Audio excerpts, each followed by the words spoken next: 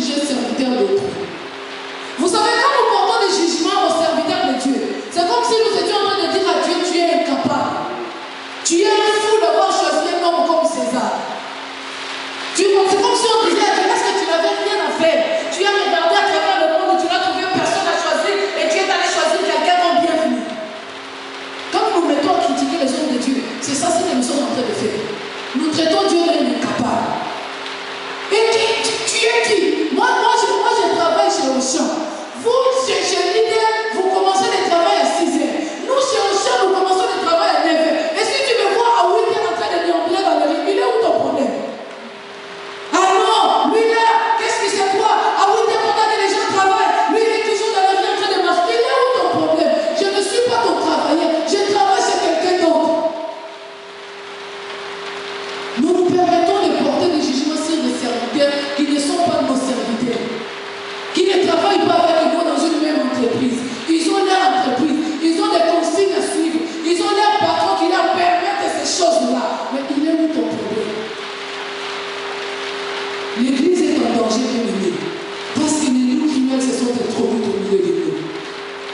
L'église est en danger parce que les gens qui se sont fait passer pour les anges de lumière, ils sont au milieu de nous.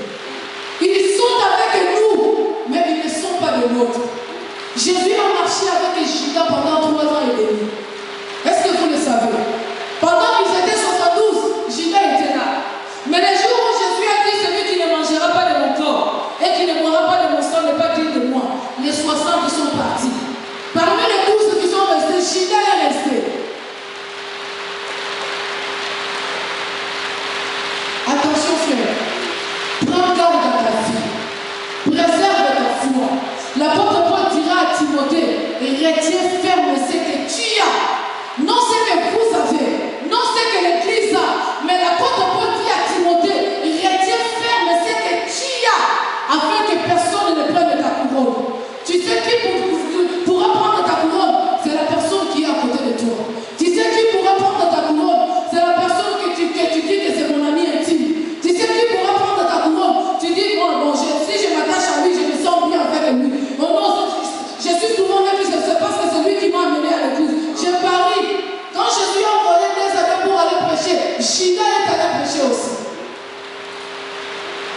Et la prédication de Judas a fait aussi que les gens se convertissent et qu'ils viennent à Jésus. Mais c'était un démon. C'est la Bible qui dit que Judas était un démon. Le fils de la perdition. Veille à ta vie. Ne fais pas les choses par rapport aux autres. Ne fais pas les choses parce que les autres le font. Ne fais pas les choses parce que je le vois faire. Mais prends garde à ta vie. Conforme-toi à la parole de Dieu. Marche selon la volonté de Dieu. Parce que c'est simplement dans la volonté de Dieu que tu auras la réussite. Tu ne réussiras pas parce que dans cette équipe-là, nous sommes bien. Tu ne réussiras pas. Vous savez, même ces histoires de l'équipe, évoluer dans cette équipe-là tout en prenant garde de ta vie toi-même. Vous savez ce qui a fait que Moïse ne puisse pas rentrer dans la terre promise?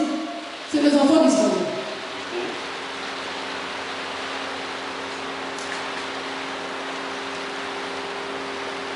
Prenons garde à nous-mêmes, parce que l'Église est en train de courir un danger. Les dangers de l'Église, c'est que les loups criminels se sont introduits au milieu de nous. Ils ont pour seule mission de fragiliser l'Église. Ils ont pour, parce qu'ils savent qu'ils ne pourront pas détruire l'Église. Ça, ils en sont conscients. Ils ne pourront rien contre l'Église.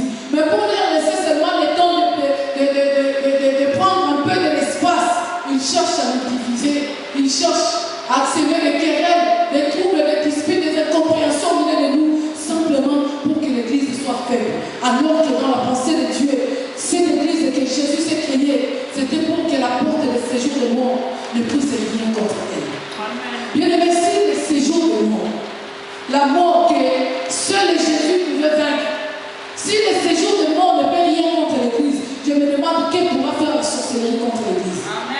Mais aujourd'hui, au milieu des enfants de Dieu, il y a les sorciers. Un sorcier peut entrer à l'Église, il fait tout ce qu'il fait. Il endorme les gens, il sème la distraction et il s'en va tout tranquille. L'Église de Dieu, l'Église de Dieu. Bien-aimés, prenons conscience et revenons à nous-mêmes. Marchons conformément laissons des côtés de futilité. Ça ne bénéficie à rien. Ça n'aide pas l'Église. Au contraire, c'est le but du diable pour nous fragiliser. Là où tu entends qu'on critique les enfants de Dieu, ne reste même pas là. Là où tu entends qu'on parle mal des hommes de Dieu, ne reste même pas là. Fouille ce qu'il faut. Parce que, vous savez, la foi vient de ce qu'on attend. Ce n'est pas seulement la parole de Dieu qui donne la foi. Le parole du monde aussi peut te communiquer la foi. Les gens qui vont chez les féticheurs, vous savez pourquoi ils vont aux féticheurs? Parce qu'ils ont entendu ce que les féticheurs leur ont dit. À force de rester avec ces gens, ils vont te dire, les pasteurs sont des escrocs. Aujourd'hui, tu vas dire, ça va passer. Le demain, ils vont te dire, les pasteurs sont des escrocs. Finalement, tu vas commencer à te poser des questions. Mais voyons voir, le pasteur. Mais après, ça va faire naître quelque chose en toi. Les gens qui se sont refroidis dans la foi, ce n'était pas du jour au lendemain. Ce n'était pas ils ont dormi fort et demain ils se réveillent, non, ils ont perdu la foi. Non, c'est parce qu'ils ont écouté les critiques. Ça a commencé petit à petit. Aujourd'hui, il écoute, il les supporte. Demain, il écoute, il les supporte. Après, il dit non, non, c'est trop. Alléluia. Élever le peuple qui ne s'assit pas en compagnie des moqueurs. L'église de Dieu ne prend pas place, ne t'assoit pas en compagnie des moqueurs. Comprends que du milieu de nous, il y a des nous ravisseurs. Tous ceux qui descendaient à Jérusalem pour aller adorer n'étaient pas tous les Israélites. Même les païens, ils descendaient. Voilà pourquoi les jours de la Pentecôte, la Bible dit, Dieu a fait que les disciples, les 120 qui étaient réunis dans la chambre haute, qui lui parlent beaucoup de langues, parce qu'il y avait beaucoup de peuples dans Jérusalem. C'est-à-dire tous ceux qui sont descendus dans Jérusalem ces jours-là n'étaient pas tous le peuple de Dieu. Et tous ceux qui fréquentent l'église ne sont pas tous enfants de Dieu. Prends garde de l'idée. Nous voulons que l'église retrouve sa statue. Nous voulons que l'église préserve son identité. Nous voulons que l'église marche selon la vision de Dieu. Et pour que cela soit possible, tu y es pour quelque chose. Pour que cela soit possible, tu y as des efforts à faire par rapport à ta vie. Pour que cela soit possible, tu dois y mettre ta volonté pour que l'église puisse garder son identité. Ce n'est pas seulement le travail des pasteurs. Ce n'est pas seulement aux docteurs d'enseigner. Ce n'est pas seulement aux évangélistes d'aller évangéliser. Mais il va aussi, ton comportement compte aussi. Ta façon de faire compte aussi. Pour que l'église reste solide, pour que l'église reste ferme, pour que l'église reste forte et victorieuse. Toi aussi, tu y es pour quelque chose. Amen, amen. Est-ce que c'est bon, nous pouvons passer à autre chose? Voilà, nous allons parler du mystère de l'église. Vous savez, notre Dieu, il est lui-même l'auteur du mystère. Alors tout ce qu'il fait n'est que mystère. Et alors qu'il concevait l'église, c'était tout un mystère. Il a fait que l'église soit un mystère pour que le diable ne puisse pas prendre part à ce qu'il était en train de faire. Et nous allons lire dans Romains chapitre 11.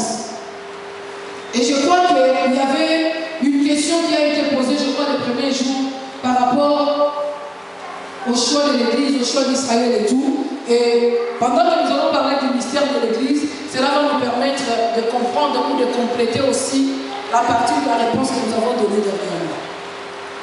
Romains chapitre 11, verset 25 à 29.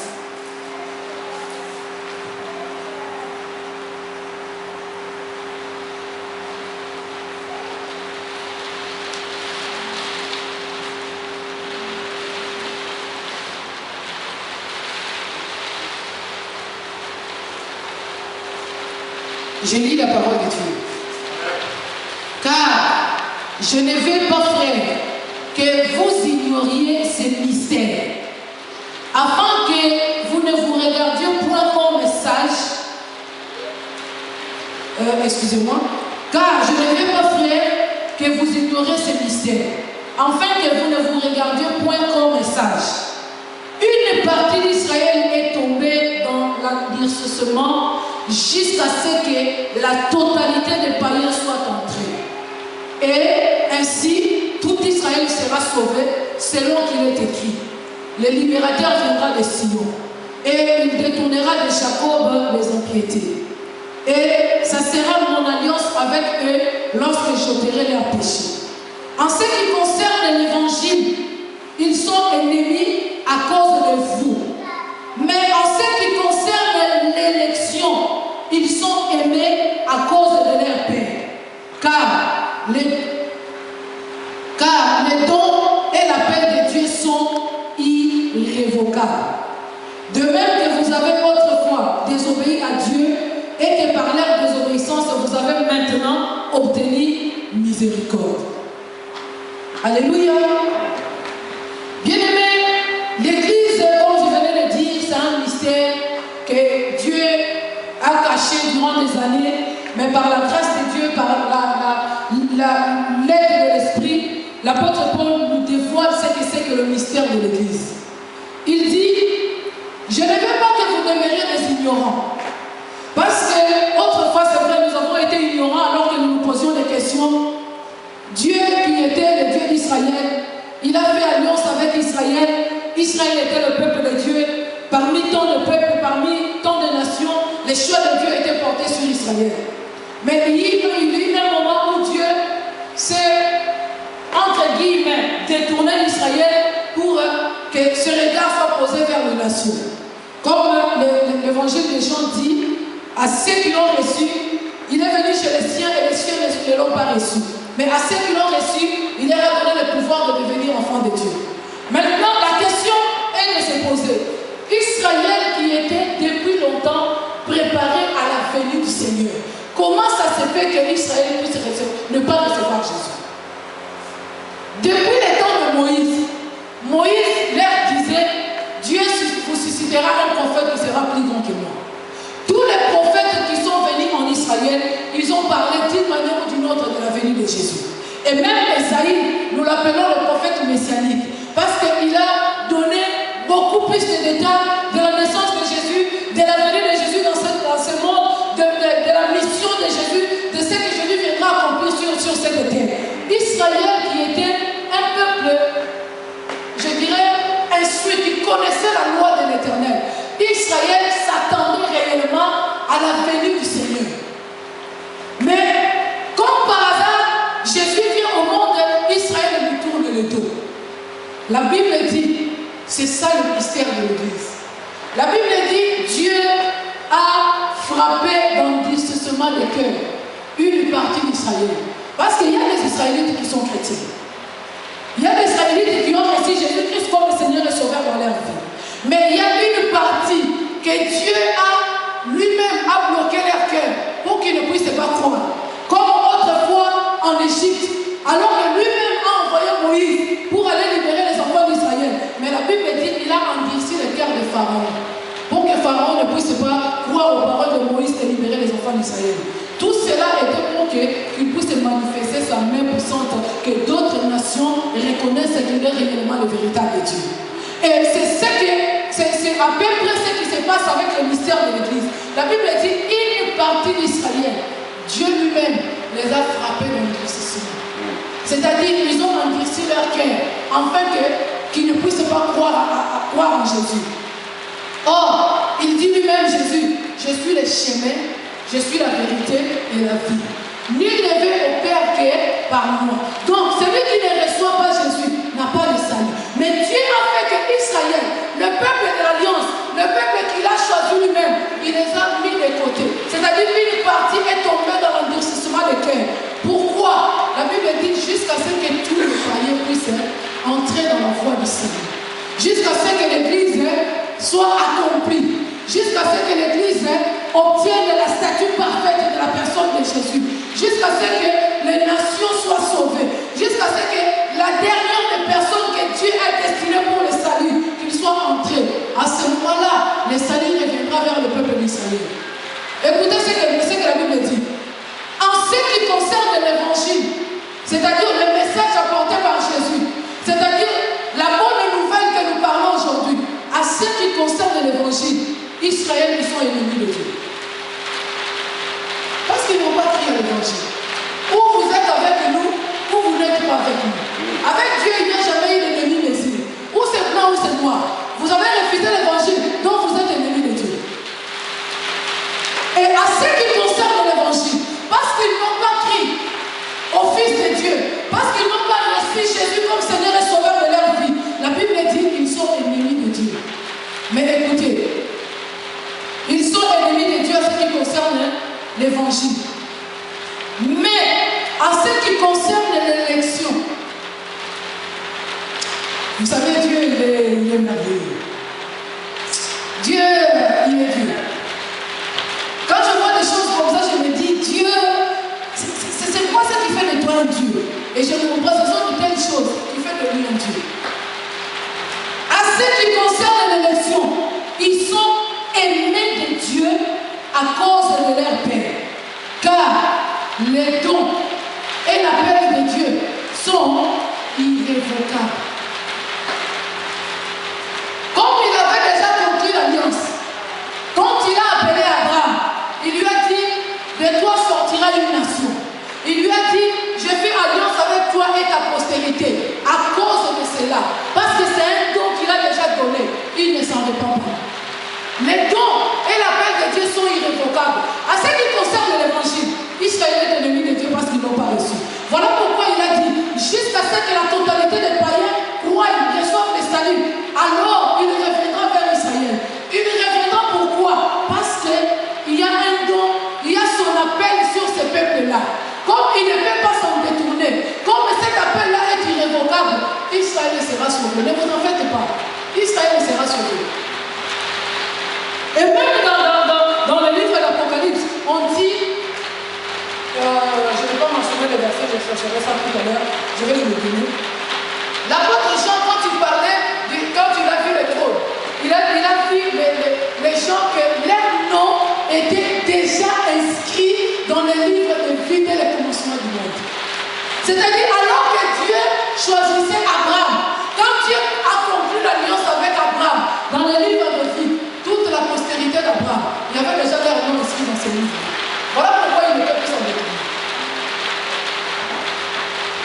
Le mystère de l'Église, c'est que Dieu a retenu dans l'endurcissement, a détourné les regards de d'Israël. Au lieu que leurs yeux soient fixés vers les montagnes comme autrefois, ils se sont détournés des montagnes et ils attendent encore, alors que le Messie était déjà venu, alors que Christ était déjà dans le monde. Et ils se disent non, le Christ doit encore venir. Mais le Christ, pendant ce temps-là, il est en train de travailler à travers les nations. Il est en train de travailler pour ta vie. Il est en train de travailler pour ton salut. Il est en train de travailler parce que ton père n'a pas encore reçu le Seigneur. Il est en train de travailler parce qu'en Afghanistan, les gens n'ont pas encore reçu Jésus. Il est encore en train de travailler parce qu'à l'Équateur, les gens n'ont pas encore crié au Seigneur. Jusqu'à ce que la totalité des païens reçoivent le salut. Alors, Dieu se retournera et regardera Israël. À ce qui concerne l'élection, ils sont aimés de Dieu. Et vous savez, quand on aime quelqu'un, vous savez, l'amour en fait encore un mystère de Dieu. Quand on aime quelqu'un, l'apôtre Paul dit dans 1 Corinthiens 13, l'amour supporte tout. Les caprices d'Israël, l'endurcissement de cœur d'Israël, Dieu est en train de supporter cela parce qu'il les a aimés. Quand on aime quelqu'un, on se donne lui-même. On se donne soi-même pour rendre la personne meilleure. Pendant que Dieu est en train de travailler à l'église, travailler par rapport aux nations, il sait ce qu'il a prévu de faire pour son peuple élu. À ce qui concerne l'évangile, aujourd'hui, la religion judaïsme règne encore. Aujourd'hui, les juifs disent, c'est pourquoi même les athées nous critiquent parfois, ils disent, mais comment vous croyez à ce Jésus-là alors que ses propres frères l'ont renié? Cela ne vient pas de ses frères, qu'ils puissent les renier, mais cela vient de Dieu lui-même. C'est lui-même qui les a rendus incrédules, parce qu'il avait besoin de racheter l'humanité, parce qu'il avait besoin de racheter toute la terre, parce qu'il avait besoin de racheter toutes les nations de la terre. Et après que tous les païens se seront convertis, le salut retournera en Israël. Même quand Jésus reviendra sur cette terre, ses pieds seront posés en Israël. Pour dire que c'est le peuple de l'Alliance, pour dire que c'est la terre promise, pour dire que c'est une terre bénie, un pays sacré,